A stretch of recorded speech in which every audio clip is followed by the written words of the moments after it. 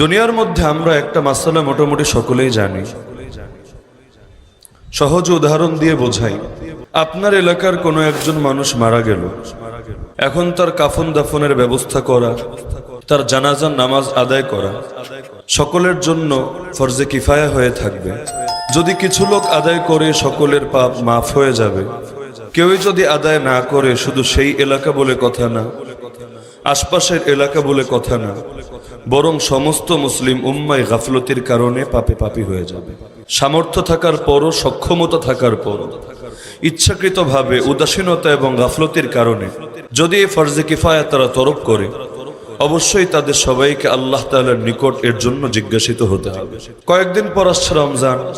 রমাদানুল মুবারকের মধ্যেও এই মাসালা আমরা সকলে আলোচনা করে থাকি। প্রতিটা মসজিদের মধ্যে শেষ দশকে অন্তত একজন লোক হলেও ইতিকাফ করা সুন্নতে মুআক্কাদায়ে কিফায়া যদি করে ফেলে, সকলের পক্ষ থেকে সুন্নতে মুআক্কাদা আদায় হয়ে যাবে। যদি কেউ না করে, তাহলে সেই এলাকার, সেই মহল্লার সকলেই গুনাহগার হয়ে যাবে।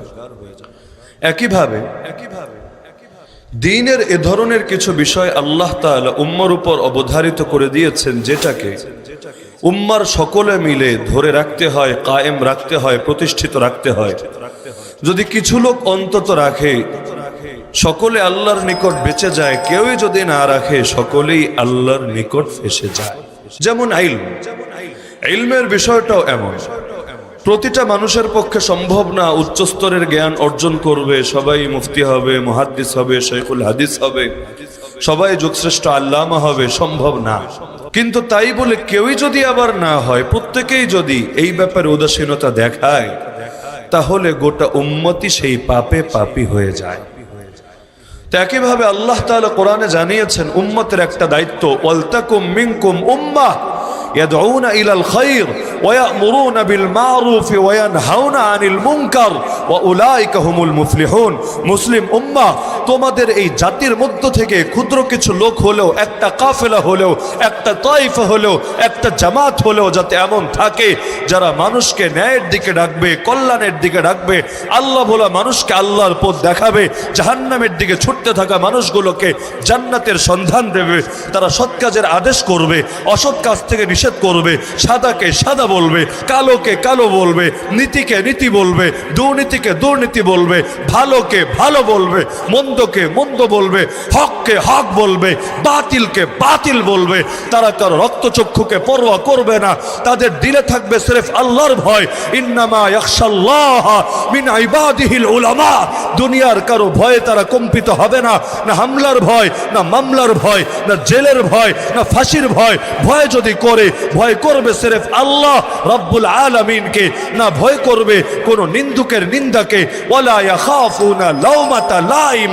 বরং আল্লাহর ভয় নিয়ে, আল্লাহ তাআলার আদেশ এবং নিষেধ নিয়ে চলতে থাকবে, ফিরতে থাকবে মানুষের কাছে কাছে। তারা ওমরের কাছেও যাবে, আবু জাহালের কাছেও যাবে, মারলেও যাবে, গ্রহণ করলেও যাবে। যে গ্রহণ করেছে তার মধ্যে তাজা করার জন্য যাবে।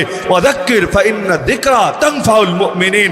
যে গ্রহণ করে নাই তার উপর হুজ্জত কায়েমের জন্য যাবে, যাতে কিয়ামতের দিন বিচার না দিতে পারে। মা জাআনা মিন বাশীরিন ওয়ালা নাযীর। আয় আল্লাহ, কেউ তো আসলো না, কেউ তো বুঝালো না, সুসংবাদও কেউ দিল না, সতর্কও কেউ করলো না, যার কারণে তারা এই মিশন নিয়ে আগাবে। দাওয়াত যেভাবেই দেখ না কেন, এখন জবান দিয়ে প্রয়োজন হলে জবান দিয়ে দাওয়াত দিবে, কলম দিয়ে প্রয়োজন হলে কলম দিয়ে দাওয়াত দিবে, হাত দিয়ে প্রয়োজন হলে হাত দিয়ে দাওয়াত দিবে, তরবারি দিয়ে প্রয়োজন হলে তরবারি দিয়ে দাওয়াত দিবে। কিন্তু দাওয়াত তারা জমিনে দিয়ে যাবে।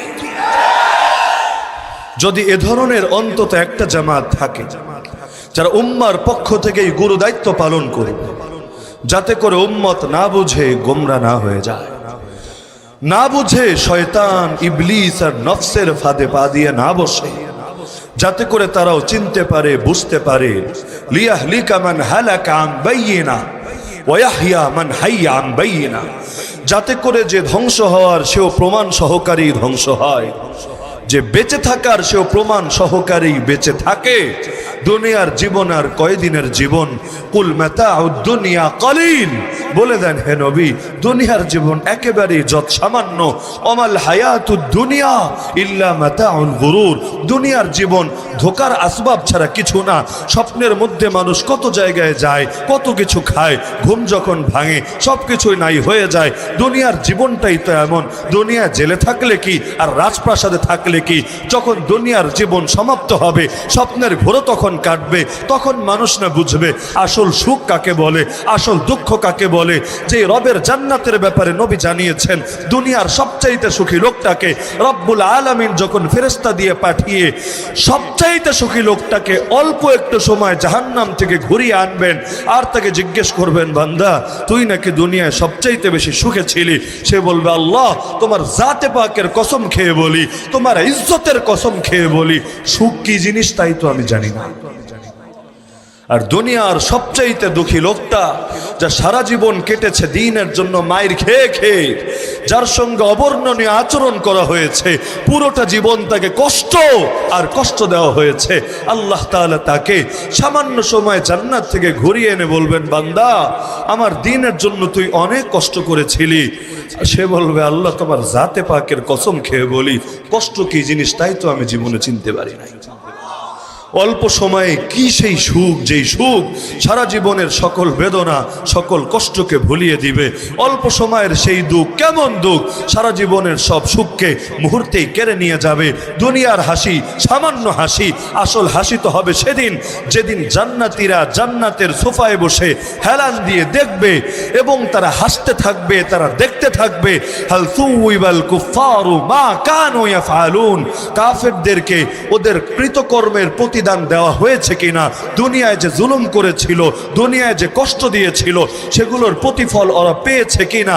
দুনিয়ায় যেমন থাকে একসাথে, কিয়ামতেও তো শুরু করবে প্রথম একসাথে থাকা।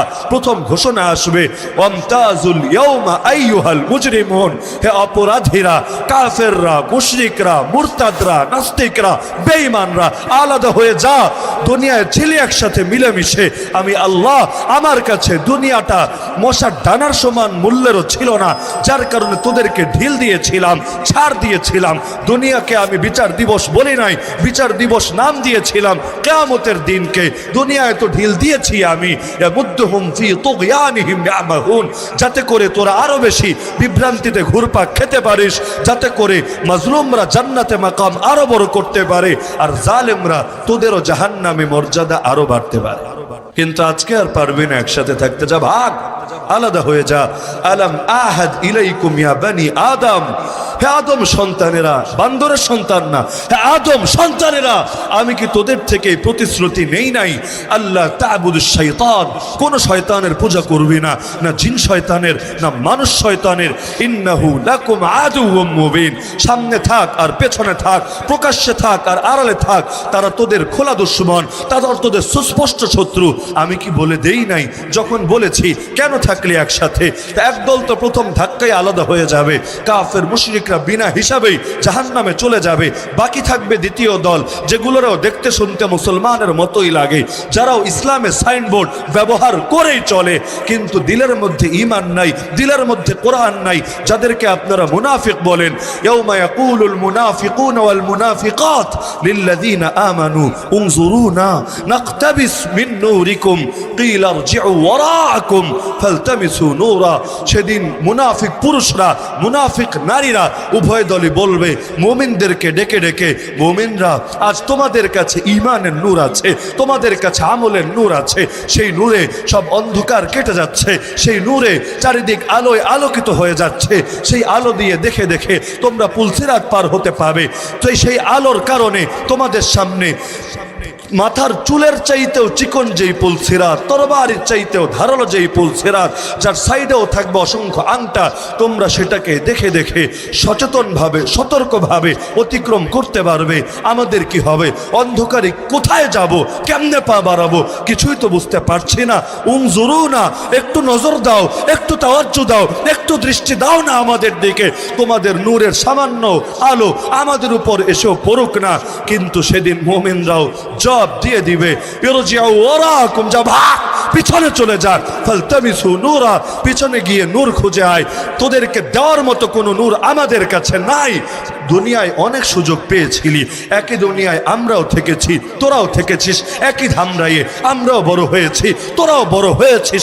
তোরা কেন অন্ধকারকে গ্রহণ করেছিস, অন্ধকারের পথে চলেছিস, আমরা তো আলোর পথে চলেছি। দুনিয়ায় কষ্ট করেছি, আজ সুখ করব।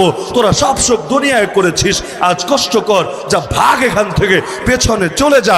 ফাদুরিবা বাইনাহুম বিসুরিন লাহু বাব, তখন আল্লাহ তাদের মধ্যে একটা প্রাচীর টানিয়ে দিবেন, যেটার একটা দরজা থাকবে, কিন্তু অবস্থাটা এমন হবে, বাতিনুহু ফীহি রাহমা ওয়া যাহিরুহু মিন কিবালিহিল আযাব, যেটার ভেতরের পাশ, যেই পাশে মুমিনরা আছে সেদিকে থাকবে রহমত আর রহমত, আর প্রাচীরের বাইরের পাশ যেখানে মুনাফিকরা আছে সেটা হবে আযাব আর আযাব। ইউনাদুনাহুম, এটা দেখে ঘুম ভাঙবে মুনাফিক পুরুষ আর নারীদের, বান্দরের নাতি আর পুতিদের।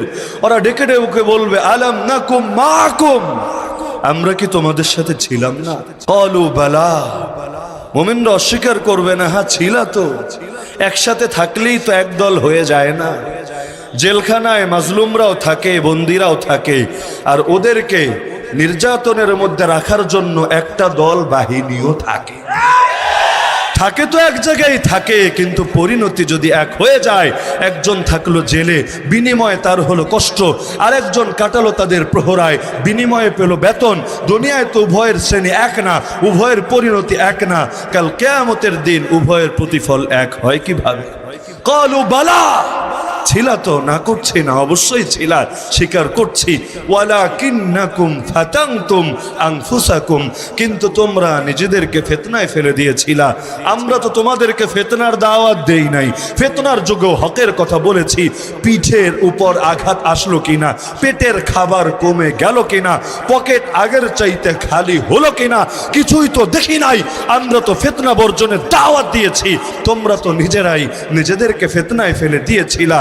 ও তারা বাস্তব অপেক্ষায় ছিলা। কিসের অপেক্ষা? আরে ওরা অপেক্ষায় থাকে আমাদের ধ্বংসের, কিন্তু জানে না বাস্তবে ধ্বংস ওদেরকেই হাতছানি দিয়ে রাখছে। সূরা তাওবায় তো আল্লাহ বলেই দিয়েছেন, কুল, বলে দেন হে নবী, গোপন রাখার কিছু নাই, এটা কোনো গোপন রাখার বিষয়ই না, প্রকাশ করে দেন, বলে দেন, হাল তারাব্বাসুনা বিনা ইল্লা ইহদাল হুসনাইন। আরে বেকুবের দল, আহাম্মকের দল, আমাদের বেলায় কিসের অপেক্ষায় আছিস বল না, কিসের অপেক্ষায়? দুই উত্তম পরিণতির কোন একটা তো। দুনিয়ায় যদি বিজয়ী হই এটাও উত্তম পরিণতি, যদি জান্নাতের সবুজ পাখি হই, রব্বে কাবার কসম, এটা তো আরো বেশি উত্তম পরিণতি।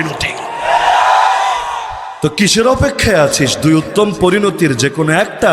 কিন্তু ওয়ানাহনু নাতারাব্বাসু বিকুম আন ইউসিবাকুমুল্লাহ বিআযাবিন মিন ইনদিহি আও বিআইদিনা, আমরা অপেক্ষায় আছি। অপেক্ষায় শুধু তোরা না, আমরাও আছি, আমরা অপেক্ষায় আছি। হয়তো আল্লাহ নিজের পক্ষ থেকেই তোদেরকে গায়েবী আযাব দিবেন, অথবা আমাদের হাতেই তোদের মুখোশগুলো খুলে দিবেন। ফাতারাব্বাসু, অপেক্ষা করতে থাক। অপেক্ষায় মজা লাগে, কর অপেক্ষা। ইন্না মাআকুম মুতারাব্বিসুন, নিশ্চয়ই আমরাও তোদের সাথে অপেক্ষায় আছি। সময় কথা বলবে। বিজয়ের হাসি কে হাসে? তাগুত নমরুদ হাসে না মাজলুম ইব্রাহিম হাসে? তাগুত ফিরাউন হাসে না মাজলুম নবী মুসা হাসে? তাগুত আবু জাহাল, আবু লাহাব, উতবা, শাইবা, রমকরা, পারসিকরা হাসে না আমার মাজলুম নবী আকায়ে দো জাহান মুহাম্মদ আরবি সাল্লাল্লাহু আলাইহি ওয়াসাল্লাম হাসে?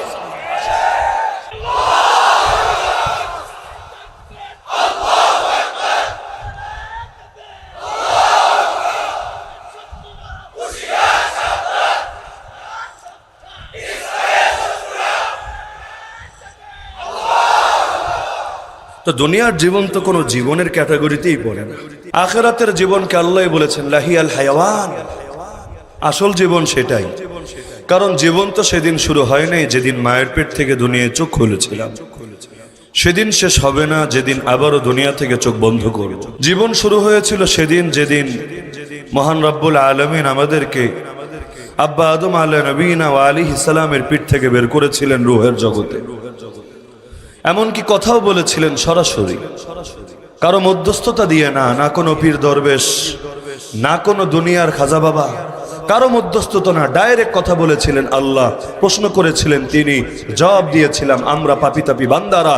আল্লাহ জিজ্ঞেস করেছিলেন তাওহীদের ঘোষণা, আলাস্তু বিরাব্বিকুম, আমি কি তোদের রব না, আমাকে কি রব মানিস না?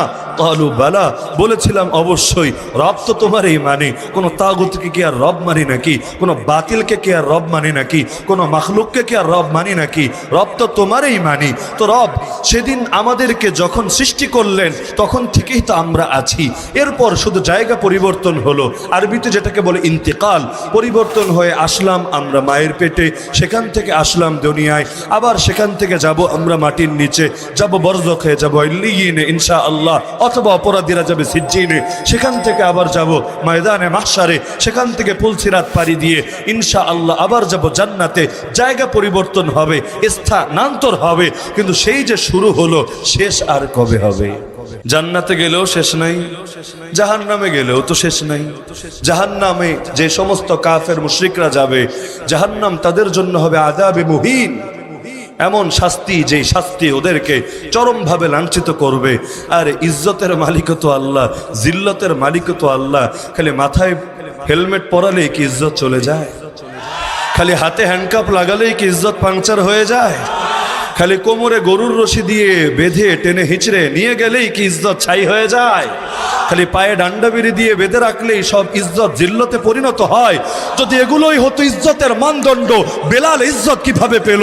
এগুলোই যদি হতো ইজ্জতের মানদণ্ড, সাইয়্যিদুনা হুসাইন ইবনে আলী রাদিয়াল্লাহু আনহুমা ইজ্জত কিভাবে পেল? যদি এগুলোই হতো ইজ্জতের মানদণ্ড, জেলখানা থেকে বের হয়েছিল যে আবু হানিফার লাশ, সে আবু হানিফা আজ 1200 বছর পর এত ইজ্জত নিয়ে কিভাবে বাঁচলো? আরে দুনিয়ার লোকেরা চায় বেইজ্জতি করতে, আল্লাহ চান ইজ্জত দিতে।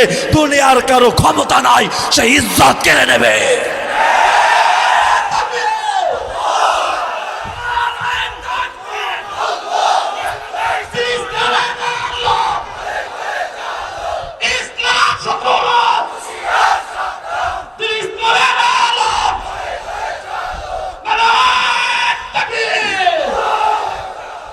সবকিছুর মালিক আল্লাহ।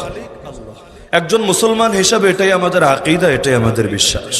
আলা ইন্নাল কুওয়াতা লিল্লাহি জামিআ, জেনে রাখ বান্দা, সমস্ত শক্তির মালিক একজনই, নাম তার, বলেন না, নাম তার আল্লাহ।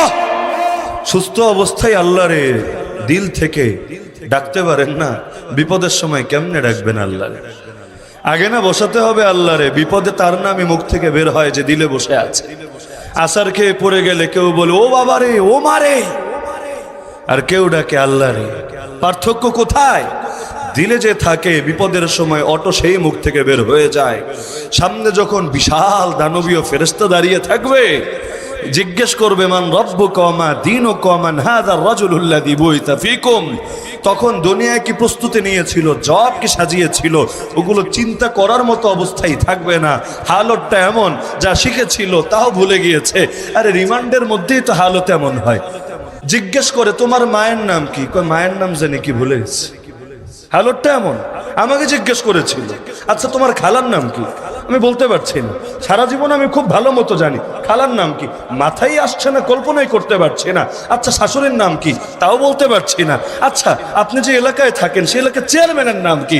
কই যখন আত্মীয়টাই পারলাম না, চেয়ারম্যান তো আরো বতরিকা হলো। হালতটা এমন। সেটা যে পিটিয়ে মাথায় শক দিয়ে বের করে দিয়েছে জ্ঞান এমন না, কিন্তু কিছু পরিস্থিতি এমন থাকে, পেরেশানি এত বেশি থাকে, তখন কমন জিনিস আনকমন হয়ে যায়, জানা জিনিস অজানা হয়ে যায়। দুনিয়ার রিমান্ডে যদি অবস্থা হয়, আসল রিমান্ড তো আপকামিং সুন, যার সাথে দুনিয়ার রিমান্ডের কোনো তুলনাই চলে না। তখন কে দিতে পারবে আল্লাহর ডাক? আল্লাহকে কে পারবে স্মরণ করতে? পারবে তো একমাত্র সে। দেখেন না, বিপদেও যারা মোটেও ভুলতে পারে না আল্লাহকে, এত বড় বিপদে পড়ে আছে, একটু মিডিয়ার সামনে আসার সুযোগ হয়েছে। আমি আপনি হলে কি করতাম?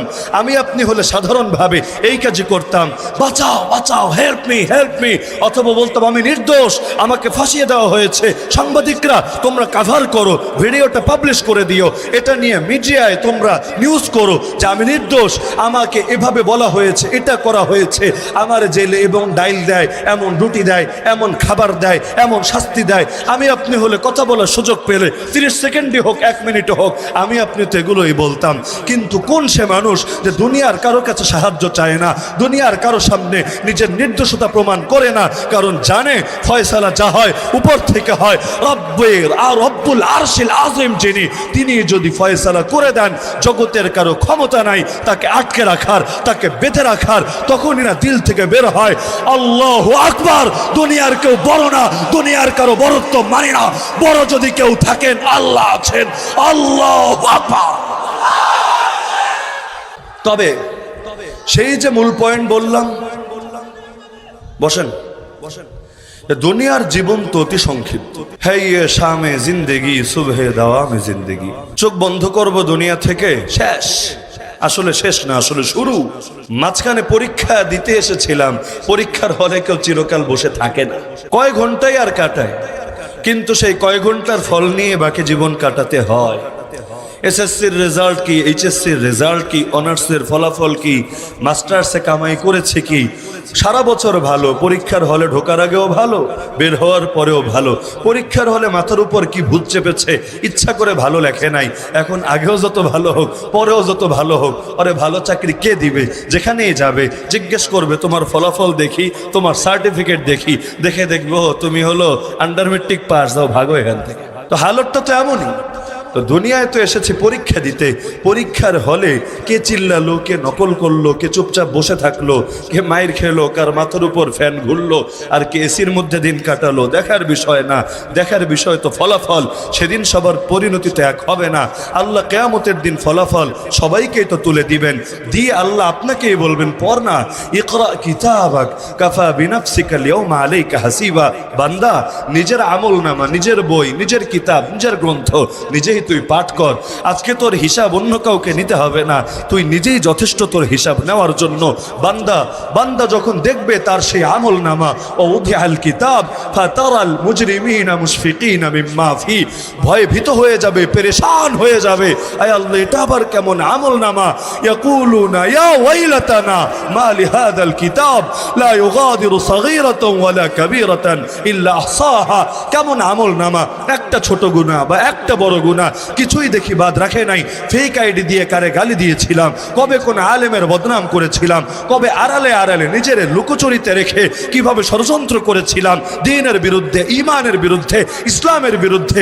দুনিয়ার কেউ জানলো না, কোনো মিডিয়া কোনোদিন টেরও পেল না, কিন্তু তাও দেখি এখানে হাজির আছে, যেখানে আমি ছিলাম, শুধুই আমি ছিলাম, আর কেউ ছিল না, তাও দেখি এখানে লেখা আছে। পেরেশান হয়ে যাবে সে। তারপর যখন আল্লাহ তাআলা আমলনামা এভাবে বন্টন করে ফেলবেন, দল তো দুটো হয়ে যাবে, এক দল পাবে ডান হাতে, এক দল পাবে বাম হাতে। কিন্তু বাম হাতে এভাবে পাবে না, এই হাতটা আল্লাহ তাআলা বুকের ভেতর দিয়ে ঢুকিয়ে দিয়ে পেছন দিয়ে বের করবেন, তারপর সেখানে আমলনামা দিবেন। যারা ডান হাতে আমলনামা পাবে তারা থাকবে আরশের ডান পাশে, যারা বাম হাতে আমলনামা পাবে তারা থাকবে আরশের বাম পাশে। ডান হাতওয়ালারা তো বড় খুশি, তারা বলতে থাকবে হা উমুকরাউ কিতাবি, আরে কে আছো, কই আছো, জলদি আসো, একটু আমার আমলনামাটা পড়ো না। কিসের জন্য?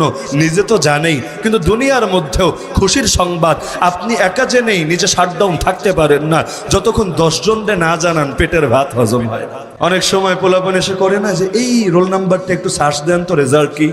ও আগেই দেখে এসেছে বাসায়, সবার কাছে এখন ইন্টারনেট আছে, দেখে এসেছে ফলাফল কি। এখন উদ্দেশ্য জানা না, উদ্দেশ্য জানানো। আপনি সার্চ দিবেন, দিয়ে বলবেন ও মাশাআল্লাহ, তুই দেখি একটা কামের কাম করেছিস, তুই গোল্ডেনে প্লাস পেয়েছিস। সে বলবে তাই নাকি, আসলে আমি তো ভাবতেই পারি নাই। পুরোটাই ভাব, আসলেও ভাবতেও পেরেছে এবং আগে সে জেনেও এসেছে। তো দুনিয়ার সিস্টেমটাই এমন। ছোট বাচ্চারা নতুন একটা পোশাক দেন, পোশাকটা গায়ে দিয়ে একবার যাবে বাপের সামনে, একবার দাদার সামনে, একবার নানার সামনে, নানাজি কিছু বলে না, এটা বলে না পোশাকটা দেখ। আর নানাজি যদি খেয়াল না দেয়, কি হয়েছে কহ, আবার পত্রিকা পড়তে শুরু করেছে, তার তো এখন মেজাজটা গরম হয়। আরে যা দেখাতে আসলাম দেখো না। ও নানাজি, এই কি হয়েছে? ও নতুন কাপড় পরেছিস না, সেই লাগছে, মাশাআল্লাহ সুন্দর হয়েছে, যা অন্যদেরকে দেখায় নিয়ে আয়। ওর মনটা তখন ভরে যায়। দুনিয়ার নিজামটা এমন, খুশির সংবাদ চেপে রাখতে পারে না, যখন 10 জনকে জানায় তখন দিলে ভালো লাগে। এই যুগে তো শর্টকাট মাধ্যম হয়ে গেছে ফেসবুক। কিছু একটা হয়েছে ব্যাস ফেসবুক পোস্ট দিতেই হবে। এমনকি ঝামেলা থেকে, ঝামেলার এরিয়ার বাইরে তো আমাদের কেউ রাখে না। হুজুর এসেছে, একটা সেলফি যদি হুজুরের সাথে না দেই তাহলে আমার জীবনের কোনো দাম থাকলো? হুজুর আপনার আল্লাহর জন্য অনেক মহব্বত করি। আচ্ছা ঠিক আছে, কি করতে হবে? হুজুর একটা সেলফি তুলতে দিতে হবে। তার মানে তার মহব্বতের প্রমাণ সেলফি দিয়ে দিতে হবে, তাহলে মহব্বত সার্থক, না হলে মহব্বত বৃথা। তো সেদিন ডানপন্থীরাও এটা বলবে, হাউ মুকরাউ কিতাবিয়া, আরে জলদি আসো, আমার আমলনামাটা একটু পড়ো না। ইন্নী জানান্তু আন্নী মুলাকিন হিসাবিয়া, এত ভালো ফলাফল কিভাবে আসলো জানো? কারণ আমি সর্বদা দিলের মধ্যে কথা গেঁথে রেখেছিলাম, একদিন আমাকে হিসাব দিতে হবে, একদিন আমাকে আসল রবের কাঠগড়ায় দাঁড়াতে হবে। দুনিয়ার বিচারককে ফাঁকি দেওয়া যায়, দুনিয়ার আইনের চোখ ফাঁকি দেওয়া যায়, দুনিয়ার বিভিন্ন 2 নম্বর উপায় অবলম্বন করে অনেক সময় খালাস নেওয়া যায়, কিন্তু রব্বুল আলামিনকে কেউ ফাঁকি দিতে পারে না। দুনিয়ায় অন্যায় করে সেই কাঠগড়ায় কেউ কখনো পার পায় না। অপরদিকে যাদের বাম হাতে আমলনামা দেওয়া হবে, ফায়াকুল, সে বলতে শুরু করবে, ইয়া লাইতানি লাম উতা কিতাবিয়া, আয় আল্লাহ, যদি আমলনামাটাই না দেওয়া হতো, ওয়ালাম আদরি মা হিসাবিয়া, যদি এটাই জানতে না পারতাম যে আমার হিসাব কি হবে, ইয়া লাইতাহা কানাতিল কাযিয়া, হায় মৃত্যু এসেই যদি সব শেষ করে দিত, হালাকা আনহি সুলতানিয়া, আমার এত ক্ষমতা, এত বড় রাজত্ব সব শেষ, মা আগনা আন্নি মালিয়া, আমার মাল, আমার ধন সম্পদ আমার কোন কাজে আসলো না, কি হবে আমার? সে পেরেশানি করতে করতে ঘোষণা চলে আসবে, খুযুহু ফাগুল্লু, ওরে ফেরেশতারা কই তোমরা, ওরে ধরো, ওরে শিকল দিয়া বাঁধো, দুনিয়ার ডান্ডে বেরি না, দুনিয়ার হ্যান্ডকাপ না, ওরে এমন শিকল দিয়া বাঁধো যেটা হবে চওড়াই 70 হাত। তো এখন সেদিনের বিচারই না আসল বিচার। দুনিয়ার মধ্যে সবাই তো বোঝে ভাই, কে না বোঝে? যারা কথা বলে তারাও বোঝে, যারা বলে না তারাও বোঝে। এসে যখন বলে, চুপ করেন, কি দরকার এত কথা বলার, না বললেই তো হয়। গায়ে পড়ে তো কেউ লাগে না। হ্যাঁ, গায়ে পড়ে তো আমার নবীর সঙ্গেও লাগে নাই। 40 বছর তো ছিলেন সেখানে, কই একদিনও মারে নাই। হেরা গুহায় গিয়ে ইবাদত করলেন মাসের পর মাস, কেউ পিটাতে যায় নাই। আমার নবী সেখানে ওহী পেয়ে গেলেন, টানা 6 মাস শুধু স্বপ্নই দেখলেন। প্রথম ওহী তো ছিল স্বপ্ন, আউয়ালু মা বুদিআ বিহি রাসূলুল্লাহ সাল্লাল্লাহু আলাইহি ওয়াসাল্লাম মিনাল ওয়াহয়ি আর রুইয়া সালিহাতু ফিন নাওম ফাকানা লা ইয়ারা রুইয়া ইল্লা জাআত মিথলা ফালাকিস সুবহ। সহিহ বুখারীতে শুরুই হয় আলোচনা দিয়ে, 6 মাস পর্যন্ত খালি স্বপ্নই দেখলেন আর স্বপ্ন। রাতে যা দেখেন দিনে সেটাই সূর্যের আলোর মতো সুস্পষ্ট হয়ে, ভোরের আলোর মতো সুস্পষ্ট হয়ে সামনে দেখা দেয়। কই তখনও তো কেউ পিটাতে গেল না, ধরতে গেল না, দাঁত ভাঙতে গেল না, মাথা ফাটাতে গেল না, নবীর গালে চর দিতে গেল না, নবীরকে শহীদ করতে গেল না, কেউ তো কিছুই করলো না। যখন মুখ খুললেন, বাতিলকে বাতিল বললেন, হককে হক বললেন, বাতিল ও বাতিলপন্থীদের সঙ্গে সম্পর্ক ছিন্ন করলেন, আল্লাহর জমিন, আল্লাহর দিন কায়েমের ঘোষণা দিলেন, হাত্তা ইউযহিরাহুল্লাহ আও আহলিকা দুনাহু। আরে যাই করো না কেন, ফাওয়াল্লাহি, আল্লাহর কসম করে বললাম, লা ওয়াদাউ শামসা ফি ইয়ামিনি, ডান হাতে সূর্য এনে দিবা, আর দাও না, ওয়াল কামারা ফি ইয়াসারি, বাম হাতে চাঁদ এনে দিবা, দাও না। কিন্তু কান খুলে শোনো, মা তারাকতুহু, আল্লাহর সাক্ষী রেখে বললাম, আল্লাহর কসম করে বললাম, আমি মিশন ছাড়বো না, দাওয়াত ছাড়বো না, তাওহীদ ছাড়বো না, যতদিন না আল্লাহ তার জমিনে ইসলামকে জিন্দা করবেন অথবা আমি মুর্দা হয়ে যাব। অপশন 2টা, হয়তো ইসলাম জিন্দা হবে অথবা আমি মুর্দা হব, কিন্তু আমি জিন্দা থাকতে ইসলামকে মুর্দা হতে দেব না। খেয়ে থাকি আর না খেয়ে থাকি, পেটে পাথর বেঁধে থাকি আর 1 মাস চুলা না জ্বালিয়ে থাকি, গাছের পাতা খেয়ে থাকি আর খেজুরের বিচি খেয়ে থাকি, দেশে থাকি আর দেশ থেকে বিতাড়িত হয়ে ইয়াসরিবে থাকি, যেখানেই থাকি যেভাবেই থাকি, এমনকি প্রয়োজনে গর্তেও লুকিয়ে থাকি, তবুও মিশন আমার একটাই, হয়তো ইসলাম জিন্দা হবে অথবা আমি মুর্দা হব। যেদিন ইসলাম জিন্দা হলো, ডাকও চলে আসলো, ইযা জাআ নাসরুল্লাহি ওয়াল ফাত ওয়া রাআইতান নাস ইয়াদখুলুনা ফি দীনিল্লাহি আফওয়াজা, যখন চলে আসবে সাহায্য আর বিজয়, নবী তুমি দেখবা মানুষ দলে দলে আল্লাহর দ্বীনে প্রবেশ করতে শুরু করেছে। এবার তোমার দুনিয়ার কাজ শেষ, মিশন সাকসেসফুল।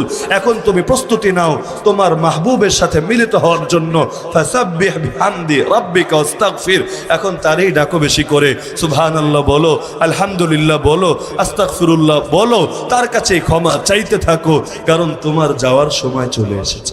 তা এখন থামতে চাইলেও তো থামা যায় না, কারণ জগতে যাদের ওয়ারিশ আমরা তারাই তো থামে নাই, আমরা থামবো কিভাবে? তো একদলকে না একদলকে তো বলতেই হবে। কারা বলবে? যাদের ইলম নাই তারা তো বলতে পারবে না। সাধারণ মানুষ তো দায় চাপিয়ে দিবে অন্যদের উপর, বলবে আল্লাহ ওয়ালিয়ুনযিরু কওমাহুম ইযা রাজাউ ইলাইহিম। আল্লাহ তুমি তো জানিয়েছিলে কোরআনে একদল বের হবে সম্প্রদায় থেকে, তারা গিয়ে দ্বীনের গভীর জ্ঞান তাফাক্কুহ ফিদ্দীন অর্জন করবে, তারপর এলাকায় ফিরে আসবে, আমার মতো সাধারণ মানুষদেরকে বুঝাবে, জানাবে, যা আমরা বুঝতাম না সেটা আমাদেরকে শিখাবে। আয় আল্লাহ, এজন্যই তো আমি মাদ্রাসায় টাকা দিতাম, এজন্যই তো আমি আলেম ওলামাকে সাহায্য করতাম। উদ্দেশ্য তো এটা ছিল যে তোমাদের দুনিয়া নিয়ে কোনো ফিকির করার দরকার নাই, দুনিয়া দেখবো আমরা, দিন দেখো তোমরা, তোমরা দিনের জিম্মাদার হয়ে যাও, তোমরা যেভাবে বলবা আমরা সেভাবে করব। তোমরা শিরিক বললে আমরা সেটাকে লাল কার্ড দেখাবো, তোমরা বেদাতকে বেদাত বললে আমরা সেটাকে বর্জন করব, যেটা করতে বলবা সেটা করব, যেটা ছাড়তে বলবা সেটা ছাড়বো। আমরা তো তোমাদেরকে মনে করেছিলাম নবী নূহ আলাইহিস সালামের নৌকার মতো, আমরা আস্থা রেখেছিলাম, ভরসা করেছিলাম, তোমাদের নৌকায় পা রেখেছিলাম। উদ্দেশ্য ছিল তোমরা নৌকা চালিয়ে চালিয়ে, যেহেতু আমরা মাঝি না, নৌকা চালাতে পারি না, এত বিশাল বিশাল ঢেউ অতিক্রম করে গন্তব্যে পৌঁছা আমাদের সাধ্যের কথা না, এ কারণে আমরা আমাদের জান লাগিয়েছি, মাল লাগিয়েছি, সময় লাগিয়েছি, তোমাদের খেদমত করেছি, তোমাদের ডাকে সাড়া দিয়েছি, কিন্তু আস্থা তো এটাই রেখেছি তোমরা বলবা, তোমরা বুঝাবা, কারণ জিম্মাদারি আল্লাহ তোমাদেরকে দিয়েছিলেন। ইউযিরু কওমাহুম, তোমাদের জাতিকে জাগাতে হবে। আর কেমনে জাগাতে হবে? হাদিহি সাবিলি আদউ ইলাল্লাহি আলা বাসীরা, জ্ঞানের সাথে, ইলমের সাথে। কারণ জ্ঞান ছাড়া দাওয়াত দিলে পরিণতি ভালো হয় না, জ্ঞান ছাড়া দাওয়াত দিলে কাদিয়ানীদের মতো হালত হবে, জ্ঞান ছাড়া দাওয়াত দিলে হিজবুত তাওহীদের মতো হালত হবে, জ্ঞান ছাড়া দাওয়াত দিলে আপনাদের পার্শ্ববর্তী মানিকগঞ্জের মতো হালত। তো দাওয়াত তো দিতে হবে জ্ঞানের সাথে, দরদ যতই থাকুক, জ্ঞান যদি না থাকে ইউফসিদু আকসারা মিম্মা ইউসলিহু, যতটুকু গড়বে তার চাইতে বেশি বরবাদ করবে। বাংলাদেশে কত দরবার শুরু হয়েছিল তাওহীদের সাথে, সুন্নাহর সাথে, দ্বীনের খেদমতে বড় অনেক কোরবানি আঞ্জাম দিয়েছে। তো সময়ের পরিসীম যেতে যেতে আবর্তনে আর বিবর্তনে হালত এমন হয়েছে, দরবার তো রয়েছে, দিলের ইখলাস তো রয়েছে, সবই ঠিক আছে, ইলমটা উঠে গেছে, ইলমটা হারিয়ে গেছে, যার অভাবে আস্ত বেদাতের আখড়ায় পরিণত হয়েছে। মাদ্রাসা কিন্তু বেদাতের আখড়ায় পরিণত হয় না, আলহামদুলিল্লাহ, দরবার হয়। পার্থক্য কোথায়? এটাও দিন, ওটাও দিন, এটাও দিনের কেন্দ্র, ওটাও দিনের কেন্দ্র, কিন্তু এগুলো শিরিক বেদাতের আখড়া হয় নাকি? কওমি মাদ্রাসা হয় নাকি? হয় না। কিন্তু দরবার হয় কেন? পার্থক্য এখানে। আলা বাসীরা, দাওয়াত তো উভয়ই দেয়, মেহনত তো উভয়ই করে, জনতাকে তো উভয়ই জাগায়, কিন্তু একদল জাগায় আলা বাসীরা, জ্ঞানের সাথে, ইলমের সাথে, কোরআনের সাথে, সুন্নাহর সাথে, আর একদল জাগায় নফসের সাথে, নফসানিয়তের সাথে। শয়তান তো কারো পিছু ছাড়ে না, শয়তান ছাড়ে যদি কেউ ওর চাইতে বড় শয়তান হয়ে যায় একমাত্র ওর পিছু। যেমন ফেরাউনের পিছু শয়তানের মেহনত করার দরকার নেই। কেন? কারণ ফেরাউন শয়তানের চাইতে বড় শয়তান। শয়তান নিজেরা কোনোদিন রব দাবি করেছে এমন প্রমাণ দেখাতে পারবেন? যখন বিতাড়িত হয়ে এসেছে তখনও ডাক দিয়ে এসেছে ক্বালা রাব্বি, তুমি আমার রব। আল্লাহরে যে রব মানে তারা তো নাস্তিকও বলে না। মুশরিক হওয়া ভিন্ন, নাস্তিক হওয়া ভিন্ন। সব মুশরিক তো আর নাস্তিক না। নাস্তিক তারা যারা স্রষ্টার অস্তিত্বই স্বীকার করে না। কিন্তু এই ফেরাউনের বাচ্চা ফেরাউন নিজেরা খালি নাস্তিক না, নিজের রব্বে আলা, আমরা সেজদায় গিয়ে বলি না সুবহানা রব্বিয়াল আলা, নিজের ব্যাপারে দাবি করলো। ওর পেছনে শয়তানের মেহনত দরকার নাই, কিন্তু ও বাদে বাকি কারো পিছনেই তো সে ছাড়বে না। নবী বললেন আমার লগে বাস, তবে পার্থক্য ইল্লা আন্নাহু আসলামা, সে মুসলমান হয়ে গেছে আমার সোহবতে। পিছনে লেগেছিল কিন্তু গোমরা করতে এসে নিজেই হেদায়েত পেয়ে গেছে। অথবা ইল্লা আন্নি আসলাম, অথবা আল্লাহ আমাকে নিরাপত্তা দিয়ে দিয়েছেন, ও যতই চেষ্টা করুক আমারে মারতে পারে না। বাংলায় বলে রাখে আল্লাহ। চারদিক থেকে ঘর ঘেরাও করলো, মোহাম্মদ খালি সকালে বের হোক, ধরে জবাই করে ফেলবো। ঠিকই বের হলেন, ওদের চোখের সামনে দিয়ে চলে গেলেন হেঁটে হেঁটে, কিন্তু কেউ দেখলো না, ধরতেও পারলো না। পরে এসে আলী রাদিয়াল্লাহু আনহুর উপর সেই মেজাজ দেখালো, তোদের সামনে দিয়ে চলে গেল তোদের শিকার, কেন পারলি না? কারণ আল্লাহ তাআলা যখন চোখে পর্দা ফেলে দেয় দুনিয়ার কেউ আর দেখতে পারে না। আল্লাহ ঢিল দিয়ে রাখলেই অনেকে মনে করে না আমরা মনে হয় পার পেয়ে গিয়েছি। না, ইন্নাল্লাহা লা ইউমলি লিয-যালিম, সহিহ বুখারীর হাদিস। আল্লাহ জালেমকে ঢিল দিয়ে রাখেন, কিন্তু যেদিন ধরেন হাত্তা ইযা আখাযাহু লাম ইউফলিতহু, এমন ধরেন তখন আর ছাড়েন না। সানাস্তাদরিজুহুম মিন হাইসু লা ইয়ালামুন ওয়া উমলি লাহুম ইন্না কাইদি মাতিন।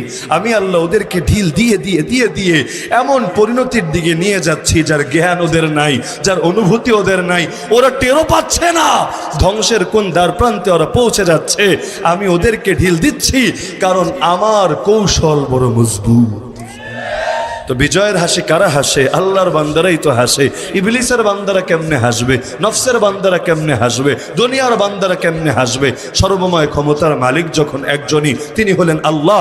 এ কারণেই যে সূরা আমি খুতবায় পাঠ করেছি, আল্লাহই বাস্তবতাই তো জানিয়েছেন, ওয়াল আসর, সময়ের কসম খেয়ে বলছি, ইন্নাল ইনসানা লাফি খুসর, প্রতিটা মানুষ, সকল মানুষ, পুরো মানব জাতি আছে ক্ষতির মধ্যে। ক্ষতির মধ্যে নাই শুধু তারা যাদের মধ্যে 4টা গুণ আছে। কয়টা গুণ? কয়টা গুণ? ইল্লাল্লাযীনা আমানু ওয়া আমিলুস সালিহাত, যারা ঈমান এনেছে, নেক আমল করেছে, ওয়া তাওয়াসাউ বিল হক, একজন আরেকজনকে হকের উপর চলতে বলেছে, ওয়া তাওয়াসাউ বিস সবর, হকের উপর চলতে গেলে যত বাধা বিপত্তি আসে সেগুলোর মোকাবেলায় পাহাড়ের মতো অটল অবিচল দৃঢ়পদ ইস্পাত কঠিন থাকতে বলেছে। এই 4 গুণ থাকবে যাদের মধ্যে।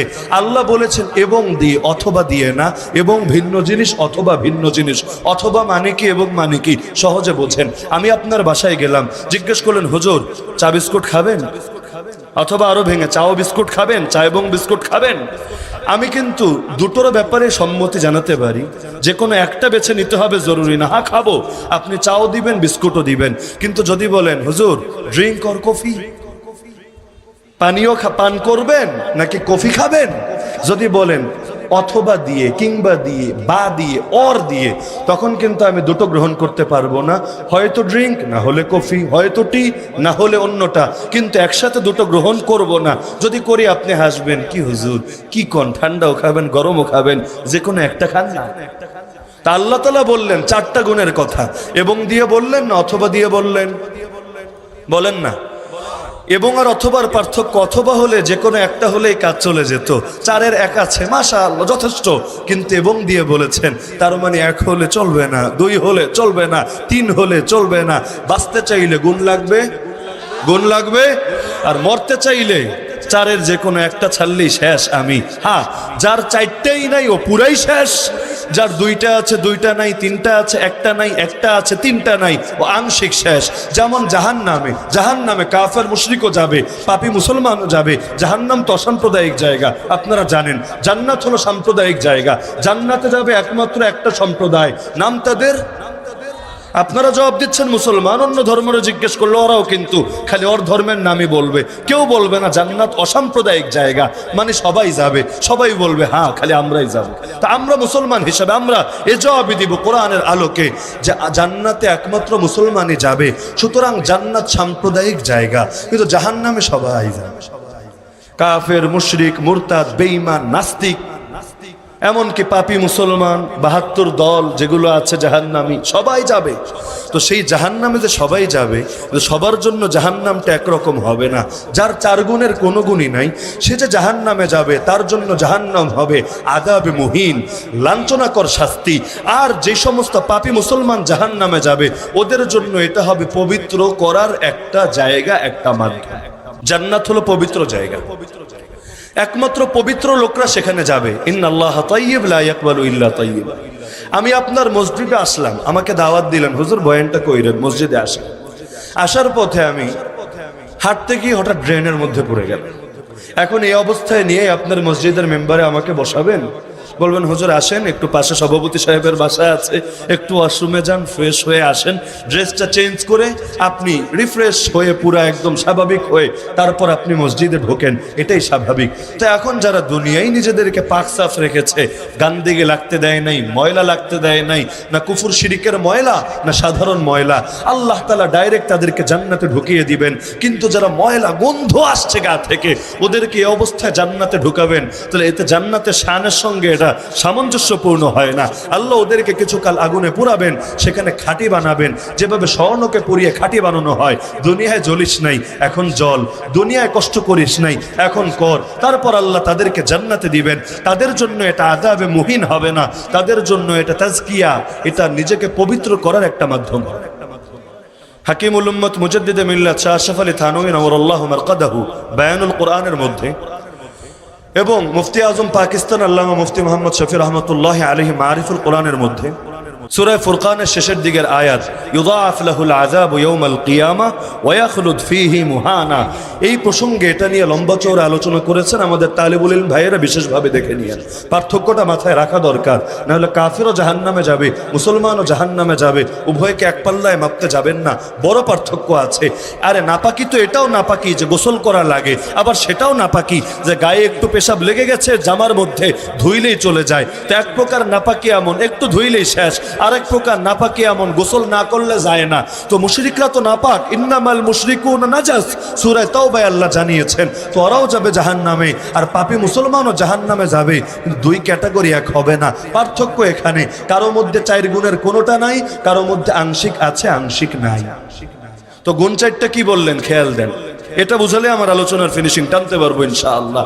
1 নম্বর গুণ, আকীদা সহি করতে হবে। ভেজাল আকীদা নিয়ে যাই করো তুমি, লাভ হবে হবে নাকি? আকীদা ভেজাল হলে আমলও ভেজাল হবে। দেখেন না দাঁড়ায় বলে আমরা সিয়াসিত্তা পড়েছি, দেখেন নাই? তাও আবার সিয়াসিত্তার মধ্যে মিশকাত শরীফে ঢুকাইয়া দিল। বাপের জন্মে আমরা জীবনে শুনি নাই সিয়াসিত্তা মানে বুখারী, মুসলিম, আবু দাউদ, তিরমিজি, নাসাই, ইবনে মাজাহ, কিন্তু বলে এর মধ্যে একটা মিশকাত। তো পড়েছো, ভালো কথা। তো সিয়াসিত্তা পড়ে লোকে নামাজ ধরে, সিয়াসিত্তা পড়ে লোকে বয়ান ধরে, সিয়াসিত্তা পড়ে লোকে হেদায়েতের একটা মাইল ফলকে পরিণত হয়। তুমি সিয়াসিত্তা পড়ে কাউল বাউল লালন আর গায়িকা হলা। তার মানে পড়ায় পড়ায় পার্থক্য আছে কিনা? তা আকীদায় যদি ভেজাল থাকে, কামেও ভেজাল থাকবে, এটাই স্বাভাবিক। নবীজি জানিয়েছেন বনি ইসরাইল 72 দল হয়েছিল, আমার উম্মত 73 দল হবে। এর মধ্যে সবগুলো জাহান্নামে, সির্ফ একটা জান্নাতে। কারা জান্নাতে? যাদের আকীদা সহি, যাদের আকীদা নবীর আকীদা, যাদের আকীদা সাহাবীদের আকীদা। কারা জাহান্নামী? যাদের সাইনবোর্ড তো ঠিক আছে, তারাও বলবে আমাদের রব আল্লাহ, তারাও বলবে আমাদের নবী মুহাম্মদুর রাসূলুল্লাহ সাল্লাল্লাহু আলাইহি ওয়াসাল্লাম, তারাও বলবে কাবা আমাদের কিবলা, তারাও বলবে কোরআন আমাদের কিতাব, কিন্তু তারপর পরিণতি কেন জাহান্নাম? কারণ পার্থক্য এখানে, আকীদায় ভেজাল। 1 নম্বর কাজ, আকীদাকে বিশুদ্ধ করতে হবে। 2 নম্বর কাজ, আমিলুস সালিহাত, আরবিতে সালেহ মানে পারফেক্ট, যথোপযুক্ত। তামিলুস সালিহাত, নেক আমল, পারফেক্ট আমল মানে কি? যে আমল কোরআনের সঙ্গে মিলে, যে আমল সুন্নাহর সঙ্গে মিলে, সেটাকে বলে পারফেক্ট আমল। যেটা কোরআন সুন্নাহর সাথে মিলে না, গোটা দুনিয়া সবাই মিলে করলেও সেটা পারফেক্ট না। তো পারফেক্ট মানা না মানা সহজ মানদণ্ড আছে। আমরা কারো চেহারা দেখে হক চিনি না। যদি চিনতাম, গোলাম মাহমুদ কাদিয়ানির মাথায় আমার চাইতে মোটা পাগড়ি আছে, গোলাম মাহমুদ কাদিয়ানির মুখে আমার দাড়ির চাইতে অনেক লম্বা দাড়ি আছে, গোলাম মাহমুদ কাদিয়ানির গায়ে আমার জামার চাইতে লম্বা জামা আছে। তাতে কি হয়েছে? গোটা উম্মত মাশরিক থেকে মাগরিব, গোটা দুনিয়ার সকলে একমত হয়ে গেছে, ওরে কাদিয়ানি, যে রূপ ধরেই আসো লাভ নাই। আমরা ক্লিন শেভ, হিজবুত তৌহিদরেও যেমন মুসলমান মনে করি না, আমরা তোমাদের মতো দাড়িওয়ালা, পাগড়িওয়ালা, লম্বা জামাওয়ালা, খাতমে নবুয়তের আকীদা অস্বীকারীদেরকেও মুসলমান মনে করি না। কাফের কাফের। তো রূপ যেটাই ধরে আসুক না কেন, আমিলুস সালিহাত, পারফেক্ট আমল লাগবে। পারফেক্টের মানদণ্ডই হলো কোরআন সুন্নাহ। নবী জানিয়েছেন, চলে গেলাম উম্মত 2 জিনিস রেখে গেলাম, যতদিন ধরে রাখবা পথ হারাবা না। তারাকতু ফীকুম আমরাইন লান তাযিল্লু মা তামাসসাকতুম বিহিমা, কিতাবাল্লাহ। 1 নম্বরে কোরআন মাজিদ, যেটাকে পুড়িয়েছে সুইলেন। 2 নম্বরে সুন্নাত রাসূলিহি সাল্লাল্লাহু আলাইহি ওয়াসাল্লাম, আল্লাহ নবীর সুন্নাহ। এই 2 জিনিসকে ধরে রাখবা, কোনোদিনও পথ হারাবা না। 3 নম্বর, যেই হক তুমি চিনেছো, যেই হক তুমি বুঝেছো, এটা গোপন রাখবা না, প্রকাশ করে দিবা। না হলে ক্ষতির মধ্যে পড়ে যাবা। আপনারা বলবেন হুজুর চুপ থাকেন, কি দরকার হক প্রকাশ করা? আল্লাহ বলবে চুপ থাকিস না, প্রকাশ করে দে হক। একদিকে আল্লাহ, একদিকে বান্দা, একদিকে হক, একদিকে বাতিল। এখানে এসে আমরাও তো পড়ে যাই ঝামেলায়। আল্লাহরে খুশি রাখতে গেলে বান্দা বেজার, বান্দারে খুশি রাখতে গেলে আল্লাহ বেজার। ফয়সালা নবীর থেকে নিলাম, আল্লাহুম্মা ইন লাম ইয়াকুন বিকা গাদাবুন আলাইয়া ফালা উবালি। নবী যখন তায়েফের ময়দানে মায়ের খেতে খেতে রক্তাক্ত, তখনও বললেন আল্লাহ রে, আয় আল্লাহ, আমার উপর যদি তোমার রাগ না থাকে, কোনো কিছুতে আমার কোনো পরোয়া নাই। দুনিয়ার লোক মারবে, মারুক না। দুনিয়ার লোক ক্ষতি করবে, করুক না। দুনিয়ার লোক হত্যা করতে চাইবে, চেষ্টা করুক না। কিন্তু আমি তো তোমার দ্বীনের কথা বলেই যাব, তোমার দ্বীনের পথে চলেই যাব। তো ওয়াতাওয়াসাউ বিল হক, হক শুধু ভেতরে চেপে রাখলে হবে না, হক প্রকাশ করে দিতে হবে। খায়রুল ইলমি মা নাফা, উত্তম জ্ঞান সেটাই যেটা অন্যের উপকারে আসে। নবীও বলতেন আল্লাহুম্মা ইন্নী আসআলুকা ইলমান নাফিআ, আয় আল্লাহ এমন জ্ঞান দাও যেটা উপকারে আসে, আমার উপকারী, সবার উপকারী, জাতির উপকারী, উপকারী জ্ঞান দাও। ওয়া আউযু বিকা মিন ইলমিন লা ইয়ানফা, অনুপকারী জ্ঞান দিও না। ওয়া তাওয়াসাউ বিস সাবর, আর হকের পথে চলতে গেলে বাধা আসবে না, ইয়ে কভি ভি মুমকিন নেই। লোকমান হাকিম দেখেন না, এতকা লাগে, এই নবীর উম্মত তো না, এতকা লাগেও ছেলেরে ওসিয়াত করেছিল। কোরআনে আস্ত সূরাই আছে, সূরা লুকমান, সেখানে এটা বলেছিল, ইয়া বুনাইয়া, বাচ্চা ধন আমার শোনো, আকিমিস সালাহ, সালাত কায়েম করবা, যথাযথভাবে নামাজ আদায় করবা, ওয়ামুর বিল মারুফ, সৎ কাজের আদেশ করবা, ওয়ানহা আনিল মুনকারি ওয়াসবির আলা মা আসাবা, আর অসৎ কাজ থেকে, অন্যায় থেকে, দুর্নীতি থেকে, সন্ত্রাস থেকে, নৈরাজ্য থেকে, বিশৃঙ্খলা থেকে, ফ্যাসিবাদ থেকে, সকল ধরনের স্বৈরাচার থেকে তোমরা নিষেধ করবা, বারণ করবা। আর এই পথে যত বাধা আসে, মুসিবত আসে, সেটার উপর সবর করবা। এটার সাথে সবর মিলিয়ে দিলেন কেন? তার মানে এই কাজ করতে গেলে সবর লাগবেই। যেমন আল্লাহ এক জায়গায় বলেন তার প্রিয় বান্দাদের 6 গুণ। 5 নম্বরে বলেন ইউজাহিদুনা ফি সাবিলিল্লাহ, আল্লাহর পথে জিহাদ করে যায়, আল্লাহর পথে লড়ে যায়। ওয়ালা ইয়াখাফুনা লাউমাতা লাইম, কোন নিন্দুকের নিন্দাকে ভয় করে না। দুটোর মধ্যে মিল কি? কোরআনে আল্লাহ তাআলা কোনো কিছু এমনি এমনি বলে দেন না, প্রত্যেক বাক্যের সাথে অপর বাক্যের, প্রত্যেক আয়াতের সাথে অপর আয়াতের মিল থাকে, মুনাসাবাত থাকে। মুফতি আজম পাকিস্তান আল্লামা মুফতি মোহাম্মদ শফি রহমতুল্লাহ আলাইহি লিখেছেন এর ব্যাখ্যায়, যে এর মধ্যে মিল হলো জিহাদের পথে কেউ চলবে আর নিন্দুকের নিন্দা সওয়া লাগবে না, এটা হবে না। তো যারা নিন্দুকের নিন্দাকে ভয় করে তাদের জন্য এই পথ না, এই পথে যারা চলবে গালি খেয়েই চলতে হবে। নবীরাই পারলো না গালি ছাড়া চলতে, নবী বলে দিলেন ইউবতালার রাজুলু আলা হাসাবি দীনিহি, তোমার দিনদারি যতটুকু, ঈমান যতটুকু, পরীক্ষা মুসিবত আসবে ঠিক ততটুকু। ফাইন কানা ফি দীনিহি সালাবা, যদি কঠিন দিনদার হও তুমি, জিদা ফি বালাইহি, পরীক্ষা খালি বাড়বে আর বাড়বে। ওয়া ইন কানা ফি দীনিহি রিক্কা, আর যদি দিনদারির মধ্যে ভেজাল থাকে, 2 নম্বরই থাকে, নম্রতা থাকে, তাহলে তোমার বিপদ কম হবে। কিন্তু বিপদ বেশি হলে ভয় পেও না, এই বিপদ এসে তোমার এমন ভাবে পাক করবে, ইয়ামশি আলাল আরদি ওয়া মা আলাইহি খাতিয়া, তখন তুমি মাটির উপর দিয়ে হাঁটবা কিন্তু আমলনামা একটা গুনাহ থাকবে।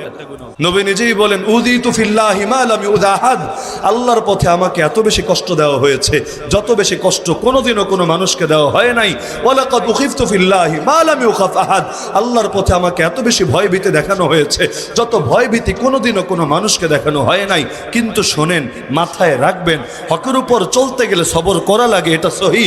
কিন্তু কখনো কখনো এটা এত বেশি জরুরি হয়ে যায় যেটা না করলে খালি নিজে না পুরো জাতি পর্যন্ত গোমরা হতে বাধ্য হয়, তখন এসে ঈমানের পরীক্ষা দেখা দেয়।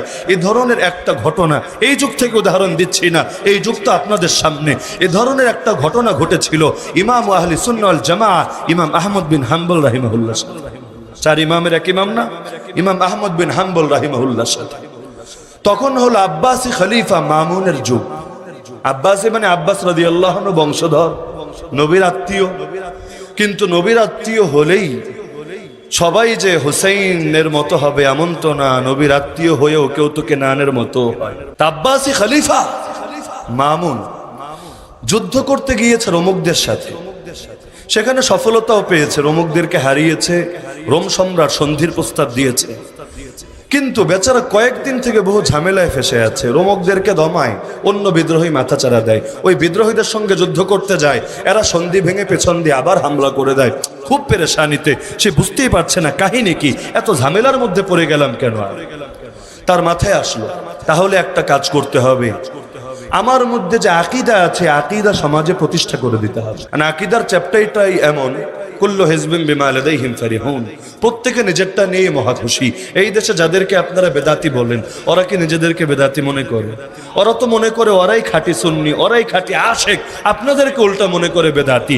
যার কারণে গালি তো দেয় খারেজি ওয়াহাবি। কওমি মাদ্রাসাকে রাজবাড়িতে পর্যন্ত বলে খারেজি মাদ্রাসা। এই যুগে আইসা ওয়াহাবি তো আছেই, খারেজি মাদ্রাসা ওয়াহাবি মাদ্রাসা আপনাদের ধামরাইতে হয়তো নাই, কিন্তু কাছাকাছি গেলে মানিকগঞ্জে গেলেও আপনারা টের পেয়ে যাবেন এই বাস্তবতার কথা। তো প্রত্যেকে তো নিজের হক মনে করে। এখন খলিফা মামুন বেচারা মুতাজিলাদের ফাঁদে পা দিয়ে বসেছিল। মুতাজিলা হলো এমন একটা ভ্রান্ত গোষ্ঠী যারা যুক্তির পূজা করে, যুক্তিটা যদি না ধরে রবের আয়াত অস্বীকার করতেও দ্বিধা করে না। আল্লাহ বলেন যে আল্লাহরে মানুষ দেখবে, দেখবেন না আল্লাহরে? জান্নাতে গিয়ে দেখবেন ইনশাআল্লাহ। যেই দিদার নসিব হলে জান্নাতের সব নেয়ামতের সামনে বড় তুচ্ছ মনে হবে, কিন্তু ওরা স্বীকার করে না। না না, আল্লাহরে দেখবো না, দেখা সম্ভব না। আল্লাহরে কেমনে দেখবো? আল্লাহর কি শরীর আছে? আল্লাহর কি অঙ্গ আছে? আল্লাহর কি চেহারা আছে? আল্লাহর কি দিক আছে? আল্লাহর কি আকৃতি আছে? এটা আছে, সেটা আছে, সেটা আছে, যুক্তি টেনে বলে না আল্লাহ। এই মুতাজিলাদের খপ্পরে পড়ে গিয়েছিল খলিফা মামুন। তো জীবনের প্রথমে আকীদা খালি নিজের মধ্যে ছিল, কিন্তু হঠাৎ করে তার মাথায় আসলো আমি মরার আগে যদি আকীদা সমাজে এস্টাবলিশ করে না যেতে পারি তাহলে আমি বৃথা। ইতিহাস আমাকে ভালো বলবে না, আকীদা কায়েম করে যেতে হবে। এই মুতাজিলারা নিজেদেরকে তাওহীদবাদী বলতো, ওদের নামই তো হলো আহলুল আদলি ওয়াত তাওহীদ। ওরা ইনসাফের কথা বলে, তাওহীদের কথা বলে। তো এই জালেমরা এমন তাওহীদ মানতো, আল্লাহর সিফতকে অস্বীকার করত। আমরা আল্লাহর সিফত স্বীকার করি না। আমার আল্লাহর ইলম আছে, আল্লাহ জানেন। আমার আল্লাহর দর্শন আছে, আল্লাহ সব দেখেন। আমার আল্লাহর শ্রবণ আছে, আল্লাহ তাআলা সব শোনেন। আমার আল্লাহর কুদরত আছে, তিনি সর্ববিষয়ে পরিপূর্ণ ক্ষমতাবান। আমার আল্লাহর কালাম আছে, তিনি কালাম করেন, কথা বলেন। আল্লাহর কালাম এই পবিত্র কোরআন। কিন্তু আল্লাহ সিফত স্বীকার করতো না। আমরা বলি আল্লাহর সিফত, এটা আল্লাহর সঙ্গে সম্পর্কিত। আল্লাহ যেমন চিরন্তন, আল্লাহর কোনো শুরু নাই, আল্লাহর কোনো শেষ নাই। আল্লাহ আদি, আল্লাহ অন্ত, আল্লাহর কোনো আদি নাই, আল্লাহর কোনো অন্ত নাই। একইভাবে আল্লাহর সিফত, যেমন আল্লাহ জানেন, কবে থেকে জানেন? যখন থেকে তিনি তখন থেকে জানেন। আল্লাহ শোনেন, কবে থেকে শোনেন? যখন থেকে তিনি তখন থেকে শোনেন। আল্লাহ কালাম করেন, কখন থেকে কালাম করেন? যখন থেকে আছেন তখন থেকে কালাম করেন। আল্লাহর কালাম মাখলুক না, আমরা মাখলুক, আমরা সৃষ্টি হয়েছি। আল্লাহর কালাম মাখলুক না, বরং আল্লাহ যখন থেকে আল্লাহর কালাম তখন নাজিল। আল্লাহ কোনোটা আগে করেছেন, কোনোটা পরে, কিন্তু আল্লাহ যখন থেকে তার কালামও তখন থেকে। মুতাজিলারা মানতো না। তো খলিফা মামুনের মাথায় আসলো এবার মানাতে হবে। সোজা আঙ্গুলে ঘি না উঠলে আঙ্গুল বাঁকা করতে হবে।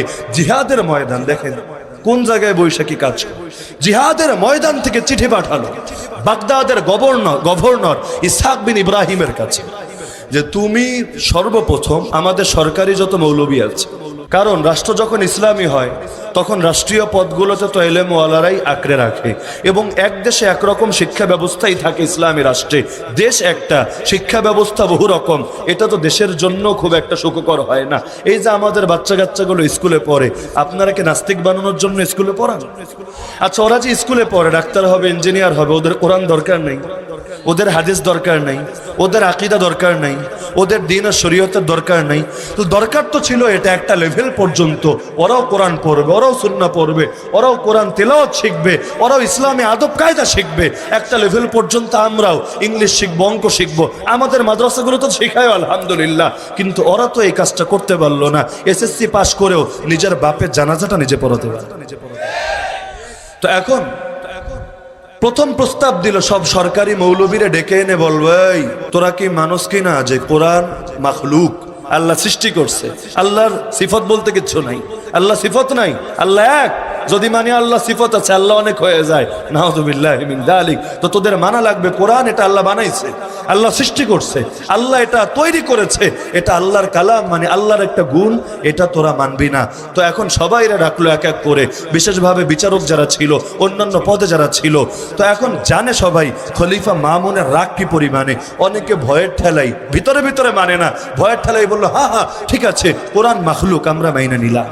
এরপরও তার জিদ মিটলো না, তার মাথায় আসলো খালি সরকারি মৌলবীরা মানলে হবে না, হক তো কায়েম করতে হবে, অন্য নজরে তো সেটাই হক। সে বলল বেসরকারি মৌলবীও যেই কয়টা আছে, দেশে যত হুজুর আছে, মোল্লা মুন্সি আছে, সবাইরে ধরে এনে একজন একজন করে স্বীকারোক্তি নিবা, তোমরা কি হক মানো না বাতিল মানো, তোমরা কি কোরআন রে আল্লাহর তৈরি করো বলো না আল্লাহর সিফাত আল্লাহর গুণ বলো। একজন একজন করে আনতে লাগলো, ভয়ে ভয়ে সবাই একে একে ঈমান হারাতে লাগলো। বাস্তবে দিলের মধ্যে ঈমান লুকায় রাখলে রাখুক, কিন্তু মানুষের সামনে আকীদা বরবাদ হয়ে যেতে লাগলো। হাতে গোনা মাত্র 4 জন মানুষ এমন থাকলো যারা তার সঙ্গে একমত হলো না। তারা বলল না, আমরা কখনোই বলবো না, মেরে ফেললেও বলবো না, কোরআন আল্লাহ বানিয়েছেন, কোরআন আল্লাহ তৈরি করেছেন, কোরআন আল্লাহ সৃষ্টি করেছেন। আমরা বলবো কোরআন আল্লাহর সিফাত, কোরআন আল্লাহর কালাম, কোরআন আল্লাহর গুণ। আল্লাহ যখন থেকে কোরআনও তখন থেকে। শুরু হয়ে গেল নির্যাতনের কবলে পড়ে 2 জন সেখানে আপোষ করে বসলো, বাকি থাকলো মাত্র 2 জন। এত বড় বাগদাদ, কিন্তু সেই বাগদাদের মধ্যে সকলেই আপোষ করে ফেললো। কেউ বাস্তবেই মেনে নিল, কেউ বাস্তবে তো মানে নাই, যান বাঁচানোর জন্য মিথ্যি স্বীকারোক্তি দিয়ে আসলো। হাতে গোনা মাত্র 2 জন আলেম টিকে গেল। একজনের নাম মুহাম্মদ বিন নূহ রহমতুল্লাহ আলাইহি, আরেকজনের নাম ইমাম আহমদ বিন হাম্বল রহমতুল্লাহ আলাইহি। এখন বাদশাহ জানিয়ে দিল, এই 2টারে আমি হত্যা করব। এরা হলো বেয়াদব, এরা রাষ্ট্রদ্রোহী, এরা আমার ফরমান মানে না, এরা সহি আকীদা মানে না, এদেরকে আমি হত্যা করব, নিজের হাতে হত্যা করব। তাহলে লোকে ভয় পাবে, আর কোনোদিন আমাদের বিরুদ্ধে কথা বলতে আসবে না। তো এখন ইসহাক বিন ইব্রাহিম বাগদাদের গভর্নরকে চিঠি লিখে পাঠালো, এদেরকে ডান্ডাবেরি পরিয়ে, এই যুগের মতো ডান্ডাবেরি পরিয়ে আমার কাছে পাঠিয়ে দাও, বিশাল পুলিশ বাহিনী দিয়ে। তো পুলিশ প্রটোকল দিয়ে নৌপথে তাদেরকে নিয়ে যাওয়া হচ্ছে। ইমাম আহমদ বিন হাম্বল রাহিমাহুল্লাহর পায়ে দুইটা ডান্ডাবেরি পরানো হয়েছে। একটা ডান্ডাবেরি পরার কি স্বাদ, সেটাই তো এখানে বসে টের পাবেন না। সেই ডান্ডাবেরি নিয়ে নামাজ পড়ার কি অনুভূতি, সেই ডান্ডাবেরি নিয়ে ঘুমানোর কি অনুভূতি, সেই ডান্ডাবেরি নিয়ে বাথরুমে বসার কি অনুভূতি, এখানে বসে জীবনেও কল্পনা করতে পারবেন। ইমাম আহমদ বিন হাম্বল রাহিমাহুল্লাহ যাচ্ছেন, কখনো সড়ক পথে, কখনো নৌপথে। নির্যাতন তো করারই হয়েছে, টর্চার করাই হয়েছে, এরপর ধরে বেঁধে এভাবে নিয়ে যাওয়া হচ্ছে। তখন তার বয়স 57 বছর, তার মানে কোনো টকবগে নওজোয়ান না, মুরব্বী হয়ে গেছেন প্রায়, অসুস্থ মানুষ, এভাবে নিয়ে যাওয়া হচ্ছে। অপরাধ তার একটাই, সবাই আপোষ করেছে, মৌলবী তুই আপোষ করবি না কেন? সবাই তো মেনে নিয়েছে, মৌলবীর বাচ্চা তুই মানবি না কেন? নিয়ে যাচ্ছে আর যাচ্ছে।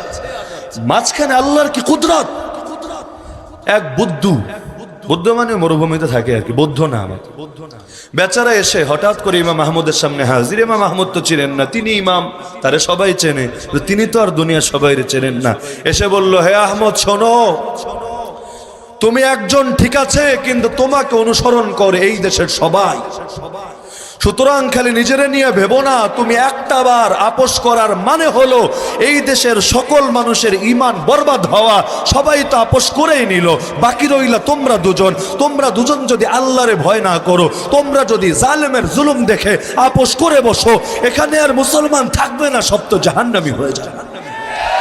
হে আহমদ, আমি বুড়া, কিন্তু তোমার একটা উপদেশ আমি দিয়ে যাচ্ছি, সর্বদা মাথায় রাখবা, ইন আইস্তা হামিদা ওয়া ইন মুত্তা শাহীদা। যদি তুমি আপোষ না করো, যদি জমিনে বেঁচে থাকো এরপরও, তাহলে প্রশংসিত হয়ে মাথা উঁচু করেই বেঁচে থাকবা। কারণ মাজলুম যারা হয় তাদের মহাব্বত আল্লাহ প্রত্যেকের দিলে ঢেলে দেয়। আর যদি মরেও যাও, ঘাবড়াবা না মোটেও, শহীদ হবা তুমি, শুহাদায়ে কেরামের সাথে মিলিত হবা জানবে। ইমাম আহমদ বলেন, তার কথা শুনে আমার দিল মজবুত হয়ে গেল, এমন শক্তি দিলে চলে আসলো যেটা আগে আমার ছিল। আগাচ্ছিলেন সামনে। তুমি জানো না তোমার জন্য কি অপেক্ষা করছে। রাজা নিজে আলাদা একটা তরবারি বানিয়েছে এবং আল্লাহর কসম খেয়ে এবং নবীর আত্মীয়তার দোহাই দিয়ে সে বলেছে যে সে এই তরবারি দিয়ে তোমারে হত্যা করবে। আলাদা একটা বিছানাও বানিয়েছে, সেই বিছানার উপর দাঁড়িয়ে তোমার মৃত্যুদণ্ড বাস্তবায়ন করবে। ইমাম আহমদ বিন হাম্বল রাহিমাহুল্লাহ দিলে বড় কষ্ট আসলো। আসলো, হাত দুটো তুলে দিলেন রবের কাছে, বললেন ইয়া আল্লাহ, তোমার দ্বীনের পক্ষে থাকার কারণে, সেই আকীদার পক্ষে থাকার কারণে আজ জালেমরা আমার সঙ্গে জঘন্য আচরণ করছে, আজ আমার সঙ্গে বেয়াদবি করছে। আয় আল্লাহ, বাস্তবে যদি আমার আকীদা সহি হয়ে থাকে, তোমার কোরআন মাখলুক না বরং তোমার সিফাত, তোমার কালাম হয়ে থাকে, তাহলে আল্লাহুম্মা কফিনিহি বিমা শিতা, আয় আল্লাহ তুমি আমার জন্য যথেষ্ট হয়ে যাও, তুমি ওর ব্যাপারে যেই ফয়সালা ইচ্ছা সেই ফয়সালা করে দাও। রাস্তায় যাচ্ছেন উভয়, এবার তিনি আর মুহাম্মদ বিন নূহ উভয় বন্দী। কিন্তু হঠাৎ করে খবর আসলো খলিফা মামুন আকস্মিকভাবে ইন্তেকাল করেছে। এবার খলিফা যেহেতু ইন্তেকাল করেছেই, সুতরাং তাদেরকে তো আর সেখানে যুদ্ধের ময়দানে তরসুস সেই জায়গায় নিয়ে গিয়ে লাভ নেই। এবার জানিয়ে দেওয়া হলো ঠিক আছে, বাগদাদে নিয়ে আবার জেলখানায় ফেলে রাখো, আপাতত ওদেরকে এখানে আনার কোনো দরকার নাই। ফেরার পথে সেই জামানার সফরও তো আর এত সহজ ছিল না, এই জামানার প্রিজন ভ্যানের সফর এত সহজ না, ওই জামানও তো আরো কঠিন। ফেরার পথেই এই দুইজনের একজন মুহাম্মদ বিন নূহ রাহমাতুল্লাহি আলাইহি সফরের ধকল সইতে না পেরে সেখানেই ইন্তেকাল করলেন। বাকি রইলেন একজন ইমাম আহমদ বিন হাম্বল, তাকে এনে ছোট্ট একটা খুপড়ি, এই যুগে যেগুলোর সেল বলে আর কি, জেলের ভেতর জেল, তার নাম সেল, ছোট্ট একটা সেলের মধ্যে তাকে ফেলে রাখা হলো। আলো নাই, বাতাস নাই, অন্য কোনো বন্দী নাই, এই মুরব্বী আলেমের খেদমত করারও কেউ নাই। তিনিও প্রচন্ড রকম অসুস্থ হয়ে গেলেন, মনে হচ্ছিল তিনিও মনে হয় বাঁচবেন না। সেখান থেকে বের করে এরপর অন্যান্য বন্দীদের সঙ্গে রাখা হলো, কিন্তু এখনো জুলুমের সিলসিলা শেষ হয় নাই। খলিফা মামুন তো মরেছে, কিন্তু তার ছেলে খলিফা না হয়ে মরার আগে সে নিজের ভাইরে খলিফা বানিয়ে গিয়েছে। ইতিহাস যাকে খলিফা মুতাসিম বিল্লাহ নামে চেনে, সেই খলিফা মুতাসিমকে উপদেশ দিয়েছে, দেখো আমি তো সহি আকীদার খেদমত শেষ করে যেতে পারি নাই, তুমি বাকিটা করো, যারা এটা মানবে না ওদেরকে ভালো রকম নিধন করো। খলিফা গদিতে বসেই এবার তো তার মাথায় এসেছে, হ্যাঁ সবাই তো শেষ, দুইজন ছিল, দুইজনের একজনও শেষ, এবার বাকি আহমদ বিন হাম্বল, ওরে শায়েস্তা করতে পারলেই মিশন সম্পন্ন। ডেকে নিয়ে আসলো ইমাম আহমদকে, কিন্তু তার দিলে একটু ভয় ছিল, একজন মুরব্বী আলেমের সাথে বেয়াদবি করবে, পরিণতি তার কি হবে। কিন্তু সব জায়গায়, সব দরবারই কিছু মোল্লা ফয়েজি আর আবুল ফয়েজ থাকে, তারে ফুসলানোর জন্য এক অনেক বড় ব্যক্তিত্বের এক বলদ সন্তান, এক শয়তান সন্তান ছিল ইমাম আবু দাউদ। চেনেন না সবাই, এত বড় ইমাম, কিন্তু তার ছেলেটা ছিল বড় ফালতু। এই ছেলের কারণে ইসলামী আকীদার অনেক ক্ষতি হয়েছে। ইবনু আবি দাউদ নামে ইতিহাস যারা স্মরণ করে, এই ইবনু আবি দাউদ আর বিশর আল মুরাইসি, এই দুই শয়তান মিলে এবার কান পরা দিল, দেখেন যদি আপনারা এর ছেড়ে দেন তাহলে আপনারা তো পরাজিত হলেন, বাতিল আকীদা জয়ী হয়ে গেল। এবার সে শুনে ভাবলো, হ্যাঁ আসলেই তো, লোকে কি বলবে যে আমি এভাবে হেরে গেলাম, আর এই মোল্লা জিতে গেল, মোল্লারে ছেড়ে দিলে মানুষ তো বলা বলি করবে।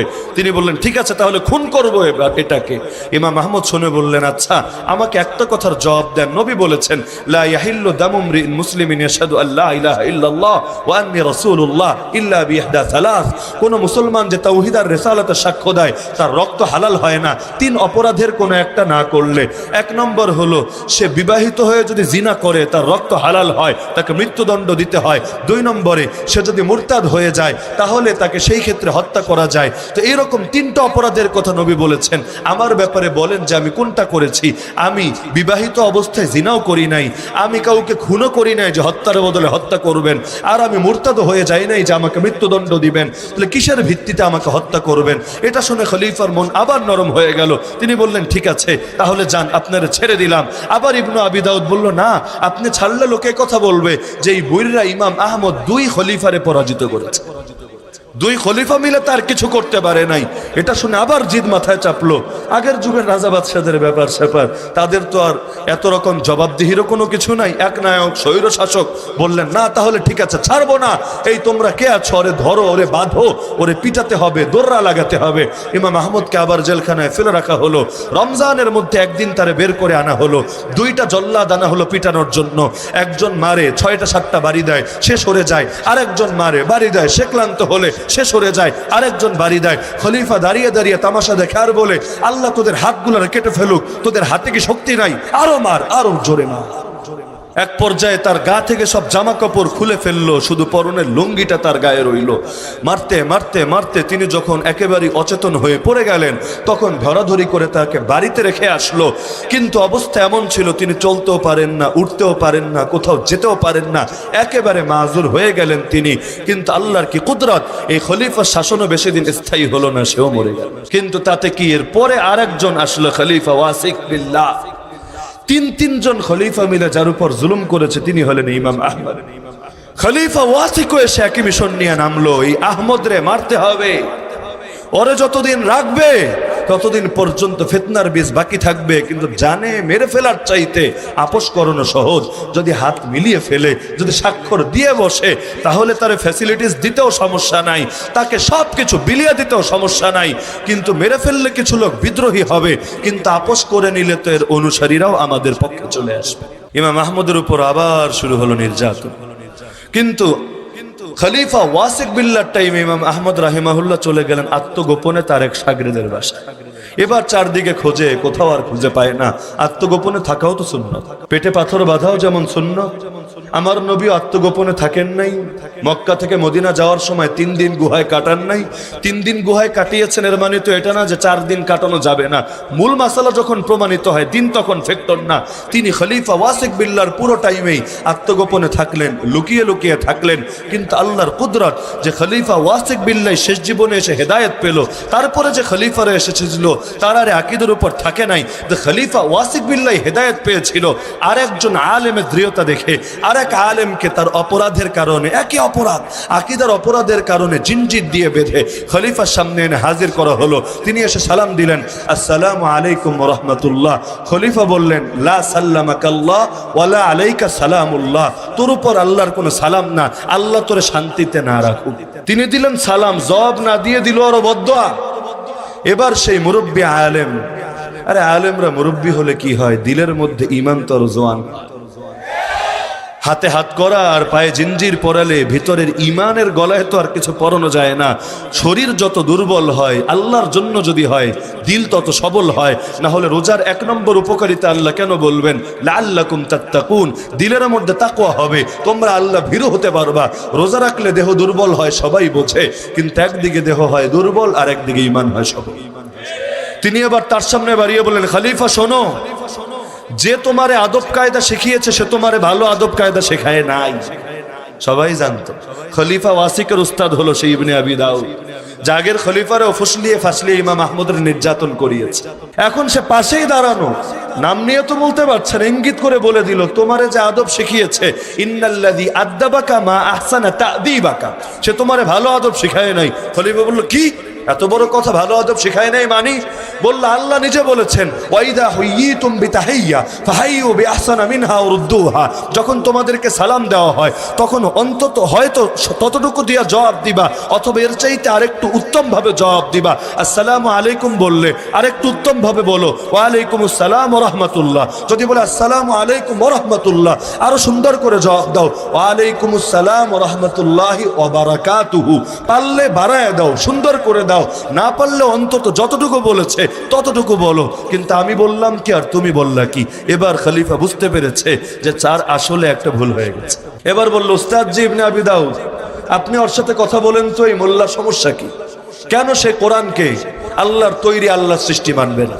এবার ইবনে আবি দাউদ ভাবসাব নিয়ে, দরবারি মৌলবীদের ভাবসাব বলে কথা, জিজ্ঞেস করলো, কিরে বুইরা, তুই কোরআনের ব্যাপারে কি বলিস রে? কোরআন আল্লাহ বালায় নাই, কোরআন আল্লাহর সৃষ্টি করেন নাই? সে বলল, এটা তো কোনো আদব হলো না, প্রশ্ন না আমি করব তোমার। আচ্ছা, মা আনসাফতানি, আমার লগে ইনসাফ করলা না, আগে আমারে কথা বলতে দাও। আচ্ছা ঠিক আছে, কি বলবি বইরা বল। আচ্ছা তুই কি বলিস, মা তাকুলু আনতা ফিল কোরআন, কোরআনের ব্যাপারে তোর অভিমত কি, তুই কি বলিস? সে বলল, আমি বলি কোরআন হলো আল্লাহর তৈরি, কোরআন মাখলুক, এটা আল্লাহ সৃষ্টি করেছেন, আল্লাহ তৈরি করেছেন, এটা আল্লাহর সিফত না, আল্লাহর কালাম। বুড়া বললেন, আচ্ছা ঠিক আছে, এই যে তুই যে কথাটা বললি, এটার পক্ষে কোনো আয়াত দেখাতে পারবি, কোনো হাদিস দেখাতে পারবি? ইমাম আহমদেরও কিন্তু যুক্তি একটাই ছিল, যতবার তারে প্রশ্ন করেছে তিনি খালি একটাই বলেছেন, আয়াত দেখাও হাদিস দেখাও মেনে নিব। কিন্তু এরা আয়াত দেখায় না, হাদিস দেখায় না, এরা ফিলোসফি দেখায়, এরা অ্যারিস্টটল, এরা অমুকের বক্তব্য তমুকের বক্তব্য ওগুলো টেনে টেনে দেখায়। মূলত এই শয়তানি আকীদা শুরু করেছিল খ্রিস্টানরা। ইউহন্নার নাম শুনেছেন যারা খ্রিস্টবাদ নিয়ে পড়াশোনা আছে, ইউহন্না। এই ইউহন্না মূলত তার থেকে এসেছে এই ধারার আকীদা। কেন? তারা ঈসা নবীকে বলে ওয়ার্ড অফ গড, আল্লাহর কালাম, আল্লাহর কালাম। তো এখন কোরআনকেও যদি বলে আল্লাহর কালাম, ঈসা নবী ছোট হয়ে যায়। এ কারণে কোরআনকে যদি মাখলুক বলে আর ঈসা নবীর আল্লাহর কালাম বলে, ওয়ার্ড অফ গড বলে, ঈসা নবীর শান বাড়ে। সে খ্রিস্টানদের আকীদাই মুসলমানদের মধ্যে ঢুকিয়েছে জাহাম বিন সফওয়ান, যার থেকে একটা ধারাই তৈরি হয়েছে জাহমিয়া। তো এবার তিনি বললেন তুই কি বলিস এটার ব্যাপারে কোন আয়াত দেখা, হাদিস দেখা? সে তো চুপ। আয়াত হাদিস কোত্থেকে দেখাবে? দেখানোর সুযোগ আছে নাকি? নাই তো আয়াত হাদিসে। ইমাম আহমদরাও জিজ্ঞেস করেছিল এই ইবনে আবি দাউদ যে তুই যে মানিস কোরআন আল্লাহর কালাম, তোর দলিল কি? তিনি আয়াত দেখিয়েছেন, ফাজিরহু হাত্তা ইয়াসমা কালাম আল্লাহ, ইয়াসিন ওয়াল কুরআনিল হাকিম লা ওয়াল কুরআনিল মাখলুক, আর রহমান আল্লামাল কুরআন খালাকাল ইনসান লা খালাকাল কুরআন। লম্বা আলোচনায় যাব না। ইমাম আহমদ দিয়েছেন দলিল, ওরা দিয়েছে যুক্তি। এখানে এসে একই পেছে, সে তো জবাব দিতে পারছে না। বলল আচ্ছা ঠিক আছে, এবার এই কথাটা বল, তুই যে আকীদার কথা বললি এটা নবী জানতো কিনা, আবু বকর জানতো কিনা, ওমর জানতো কিনা? সে বলল না, জানতো না। কারণ যদি বলে জানতো তো দলিল কই? তো জানতো না। তিনি বললেন আরে ইবনে আবি দাউদ, যে আকীদা নবী জানলো না, আবু বকর জানলো না, ওমর জানলো না, 2 পয়সার ইবনে আবি দাউদ জেনে ফেললো। সে বলল না থুক্কু, জানতো। আচ্ছা জানতো ভালো কথা, কিন্তু তারা কখনো মানুষকে এটা বলতে বাধ্য করেছে, প্রেসার দিয়ে এটা আদায় করেছে, এমন কোনো দলিল আছে? বললো না, এমন কোনো দলিল তো নাই। আচ্ছা তাহলে জানার পরও যদি রাসূল চুপ থাকতে পারে, আবু বকর চুপ থাকতে পারে, ওমর চুপ থাকতে পারে, অন্যদের উপর জুলুম না করে, অন্যদেরকে প্রেসার ক্রিয়েট করে মানতে বাধ্য না করে, তুই কি আবু বকরের চাইতে বড় হয়ে গেলি, ওমরের চাইতে বড় হয়ে গেলি, নবীর চাইতে বড় হয়ে গেলি? তারা চুপ থাকতে পারলো, তুই চুপ থাকতে পারলি না, তুই কি তাদের চাইতে নিজেরে বড় মনে করিস? এবার আর কি জবাব দিবে? চুপ, পুরাই চুপ। খলিফার টনক নড়ে গেল। আসলেই তো আমি তো এতকাল ধোকায় ছিলাম, বিভ্রান্তিতে ছিলাম। খলিফা ঘরে চলে গেল, একা একা চিন্তা করতে লাগলো। এক আলেমের দৃঢ়তার কারণে আল্লাহ তার হৃদয়ের দুয়ার খুলে দেয়। আলহামদুলিল্লাহ এই যুগেও হয়। হাতে হ্যান্ডকাপ পরিয়ে টেবিলের সামনে বসিয়ে কথা বলতে এসে, ঝাড়তে এসে অনেকে হেদায়েত কবুল করে ফেলে। কিন্তু জরুরত হলো দৃঢ় থাকা। ওয়াতাওয়াসাউ বিস-সাবর, হকের উপর থাকবো। হকের উপর থাকতে গেলে যত বাধা আসে সব বাধা সইব, প্রয়োজনে হাসি মুখে জান দিব। আর আনাস বিন নজরের মতো এক হাত দিয়ে রক্ত মুছবো আর মুখ দিয়ে চিৎকার করে বলবো ফুস্তু রাব্বিল কাবা, কাবার রবের কসম আমার জীবন কাজে লেগে গেছে। কিন্তু বাতিলের সাথে আপোষ করব না, ঈমানকে বিক্রি করব না। আর আল্লাহর জমিনে যতদিন বাঁচবো হক নিয়ে বাঁচবো, যখন মরবো হক নিয়ে মরবো, কিয়ামতের দিন রবের সামনে হক নিয়ে দণ্ডায়মান হব। এই সমস্ত কারণে এই একটা দল হলেও এই দায়িত্ব নিয়ে জমিনের বুকে তো চলা দরকার। সেই দল কারা হবে? মানুষের পক্ষে তো সম্ভব না। তারা তো দায় আমাদের কাছে চাপিয়ে আল্লাহর সামনে সাধু সেজে বসবে। এখন আমরা তো আছি এমন এক বিপদে যে একদিকে আল্লাহ, একদিকে বান্দা। আল্লাহ খুশি তো বান্দা বেজার, বান্দা খুশি তো আল্লাহ বেজার। আপনারাই বলেন এখন আমরা কারে খুশি করব? কারে খুশি করব? আল্লাহরে খুশি করতে গিয়ে যদি আমেরিকা নারাজ হয় হোক, ইসরায়েল যদি নারাজ হয় হোক, চীন ভারত যদি দুশ্মন হয় হোক, তবুও আল্লাহরে নারাজ করতে পারবো না। তো হকের উপর দৃঢ় থাকার এই দাওয়াত দিয়ে সকল নবী, রাসূল, সাহাবী, তাবেঈ, তাবে তাবেঈ, আইম্মায়ে মুজতাহিদিন, আকাবিরিন উম্মত, সালাফে সালেহিনের পথের উপর অটল এবং অবিচল থাকার আহ্বান জানিয়ে আলোচনা এখানে শেষ করছি। আল্লাহ তাআলা ধামরাই উপজেলা ইমাম পরিষদকে কবুল করুন, এই মাহফিলকে কবুল করুন, আমিন। ওয়া আখিরু দাওয়ানা আলহামদুলিল্লাহি রাব্বিল আলামিন।